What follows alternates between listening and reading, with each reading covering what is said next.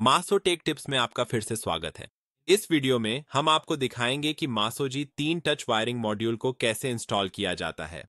हम इसे step by step समझाएंगे ताकि आप इसे जल्दी और आत्मविश्वास के साथ कर सकें।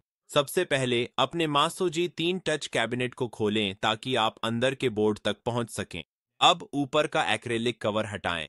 इसे और चारों स्क्रूज को किसी सुरक्षित जगह पर रखें। हमें इन्हें थोड़ी देर में फिर से इस्तेमाल करना होगा। अब आपको इनपुट एक और दो पावर टर्मिनल और ई स्टॉप 2 से तारों को डिस्कनेक्ट करना होगा। इन सभी को थोड़ी देर में वायरिंग मॉड्यूल से फिर से जोड़ा जाएगा।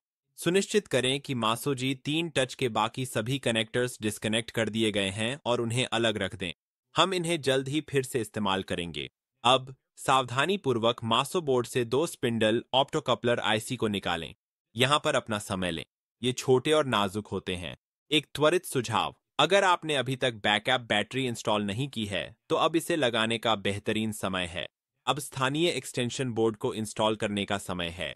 यह कीड है, इसलिए चिंता न करें। यह केवल एक ही तरीके से फिट होता है। सिर्फ यह सुनिश्चित करें कि सभी पिन सही तरीके से लाइन में हैं। जिस तरफ कनेक्टर्स हैं वह मासो टच के नीचे की ओर होनी चाहिए। साथ ही यह भी दोबारा जांच लें कि मासो बोर्ड पर लाल और हरे एलईडी सीधे खड़े हैं। आप चाहेंगे कि वे एक्सटेंशन बोर्ड में बने छेदों से दिखाई दें जब वह अपनी जगह पर हो। बोर्ड को जगह पर लगाने के बाद हम वायरिंग शुरू कर सकते हैं। काले ई स्टॉप वायर को या तो ई स्टॉप 1 या ई स्टॉप 2 में कनेक्ट करें। अगर आपका पेंडेंट मासो से जुड़ा है तो ई स्टॉप 1 का उपयोग करें। अगर नहीं तो इसे ई स्टॉप 2 में लगाएं। अब हरे वायर को टर्मिनल 1 में कनेक्ट करें। ये आपका इनपुट 1 है। नीला वायर टर्मिनल 2 में जाता है। ये इनपुट 2 है।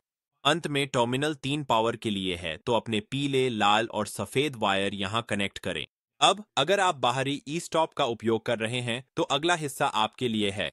लाल वायर को टर्मिनल 3 से हटाकर टर्मिनल 4 में लगा दें। आइए उन दो 37 पिन केबल्स को कनेक्ट करें। उन्हें कैबिनेट के पीछे बने एक्सेस होल से निकालें। एक केबल मेल होनी चाहिए और दूसरी फीमेल।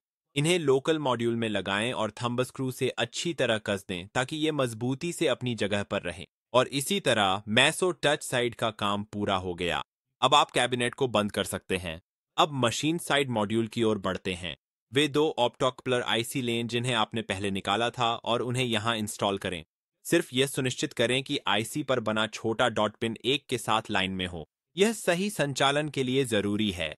अगला आप देखेंगे कि वहां छोटे डीआईपी स्विचों का एक सेट है। ये आपको प्रत्येक इनपुट के लिए पुल अप रजिस्टर्स को ऑन या ऑफ करने की सुविधा देते हैं बिना कोई अतिरिक्त वायरिंग किए। सुनिश्चित करें कि ये सभी स्विच ऑफ स्थिति में हों। अब अपनी दोनों 37 पिन केबल्स को मॉड्यूल में कनेक्ट करें। ये भी कीड है, इसलिए ये केवल सही पोर्ट में ही जाएंगी। थंब स्क्रू को कसकर इन्हें लॉक कर दें। अब वह एक्रेलिक कवर फिर से लगाएं जिसे आपने पहले हटाया था। इसे मशीन साइड मॉड्यूल पर लगाने के लिए वही 4 स्क्रू इस्तेमाल करें। अंत में वे स्क्रू टर्मिनल प्लग लें जिन्हें आपने मासो टच से निकाला था और उन्हें मशीन साइड बोर्ड पर मिलते जुलते स्थानों में लगाएं। बस इतना ही। आपका मासोजी 3 टच वायरिंग मॉड्यूल इंस्टॉल हो गया है और उपयोग के लिए तैयार है। अगर आपको डायग्राम या और सहायता चाहिए तो doc/maso.com.au पर जाएं। देखने के लिए धन्यवाद। हम आपको अगले मसोटेक टिप में मिलेंगे।